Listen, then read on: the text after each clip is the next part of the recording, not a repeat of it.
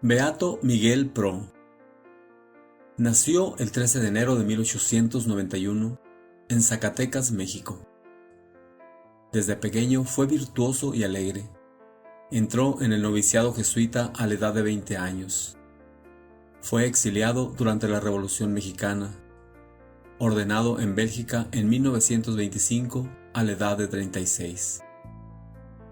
Regresó a México en 1926, sabiendo que la iglesia era perseguida y corría grave peligro. Ejerció un intenso ministerio bajo persecución, hasta que en 1927 fue acusado falsamente de estar involucrado en un atentado contra el dictador. Antes de que lo fusilaran, perdonó a los verdugos. Murió como muchos otros mártires mexicanos, gritando: ¡Viva Cristo Rey! A partir del año 1825, el gobierno mexicano estuvo gobernado por hombres anticatólicos que quisieron exterminar la fe del país. Los buenos sacerdotes, religiosos y laicos tuvieron muchos que sufrir. Miguel Agustín Pro era de una familia acomodada. Su padre era ejecutivo en una pequeña villa minera en el estado de Zacatecas. A pesar de ello, Miguel creció con un corazón sencillo y libre de prejuicios. Lo que más añoraba, cuando niño, era el recorrer las minas para poder compartir con los trabajadores. Desde pequeño se distinguió por un gran sentido del humor. Era un verdadero cómico por naturaleza, lo cual le ayudaría enormemente en su ministerio sacerdotal. Antes de terminar sus estudios, Miguel comenzó a trabajar con su padre en la oficina de la mina. Allí sus talentos naturales se fortificaron y aprendió a hacer muchas cosas, ya que captaba con gran facilidad los detalles. Podía, por ejemplo, escribir 100 palabras por minuto. Se hizo amigo de los mineros y pudo captar su modo de hablar y comportarse, que se diferenciaba mucho de los de su propia casa. En este amor a los pobres se ve la mano de Dios, ya que años más tarde, siendo perseguido por las autoridades, el padre Pro utilizaría todo lo aprendido en la niñez para defender a Dios y a la iglesia. Un talento que Miguel adquirió desde muy temprana edad fue el de caricaturista. Era capaz de captar de manera exagerada las peculiaridades de las caras de la gente. También aprendió a tocar la guitarra y el mandolín. Ante la persecución, el padre Pro nunca dejó su ministerio sacerdotal. Se valía de sus dones y sobre todo de su profunda fe para continuar valientemente su ministerio. Hacía unas maniobras que desconcertaba a la policía. Mientras la policía lo buscaba de casa en casa para matarlo, él, muy campante, estaba en un teatro dictando conferencias espirituales a más de 100 muchachas del servicio. Y ninguna de ellas contó a nadie dónde estaba el padre Pro. Iba el padre Pro en un taxi y de pronto se dio cuenta de que la policía lo venía persiguiendo en otro carro. «Siga usted su viaje sin detenerse», dijo al taxista, «que yo me lanzo a la calle», y así lo hizo.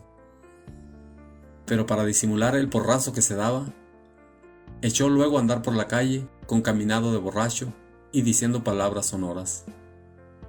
La policía creyó que era un verdadero borracho y siguió adelante. Solo unos minutos después se dieron cuenta los agentes de que el tal borrachito era el padre Pro y se devolvieron corriendo, pero ya se les había escapado. Un día en plena calle se dio cuenta de que unos policías venían en su busca. Entró entonces a una farmacia y tomando del brazo a una hermosa señorita le dijo: «Diga que es mi novia, porque si no me echan a la cárcel». La señorita aceptó y la policía, al verlo del brazo con una muchacha, él vestido de civil, creyó que este no podía ser el padre que ellos buscaban. Unos momentos después llegó el sargento y al describirle a ellos cómo era el novio, les gritó furioso: «Pues ese es el cura Pro». Corrieron a prenderlo, pero ya se les había escapado otra vez. Cuando el padre Pro, en un alto edificio, presidiendo una reunión de muchachos de Acción Católica, se hallaron con que la policía había rodeado el edificio. El padre se escondió en un armario en el preciso momento en que entraba al salón el coronel, con 2 pistolas en las manos, preguntando por el cura Pro.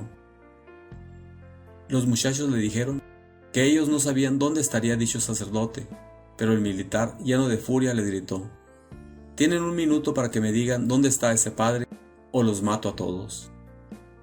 Mas en ese momento sintió que le colocaban un cañón frío en la nuca. Era el padre Pro, que había salido del armario. «Suelte esa pistola o muere», le dijo el padre. El coronel, tembloroso, soltó las pistolas, que fueron recogidas por los muchachos. «Ahora ustedes huyan», gritó Miguel Pro a los jóvenes. Y estos salieron apresuradamente a esconderse y salir luego por los subterráneos del edificio.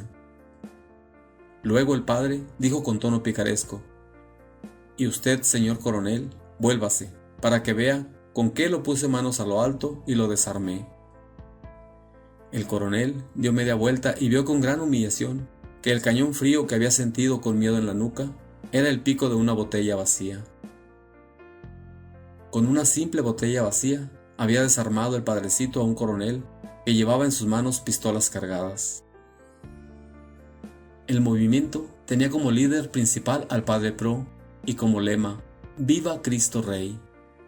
Así, en medio de escondites, incertidumbres, luchas, miedo, fe, valentía, dolor, transcurrió cerca de 1 año y medio. El presidente Calles lo mandó arrestar, acusándolo de haber sido responsable de un complot y de atentados y acciones revolucionarias contra el gobierno, siendo todo ello absolutamente falso. Al final, para evitar que mataran a varios católicos que tenían presos, el padre Pro se entregó a la policía. Lo encarcelaron y le dieron sentencia de muerte. El 23 de noviembre de 1927, camino al lugar del fusilamiento, uno de los agentes le preguntó si le perdonaba. El padre le respondió: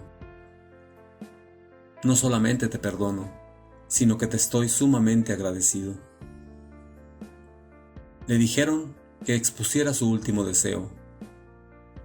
El padre Pro dijo: «Yo soy absolutamente ajeno a este asunto. Niego terminantemente haber tenido alguna participación en el complot. Quiero que me dejen unos momentos para rezar y encomendarme al Señor». Se arrodilló y dijo, entre otras cosas: «Señor, tú sabes que soy inocente. Perdono de corazón a mis enemigos». Antes de recibir la descarga, el padre Pro oró por sus verdugos: «Dios tenga compasión de ustedes». Y también los bendijo. «Que Dios los bendiga». Extendió los brazos en cruz. Tenía el rosario en una mano y el crucifijo en la otra. Exclamó: «¡Viva Cristo Rey!». Esas fueron sus últimas palabras. Enseguida, el tiro de gracia. Dios te bendiga.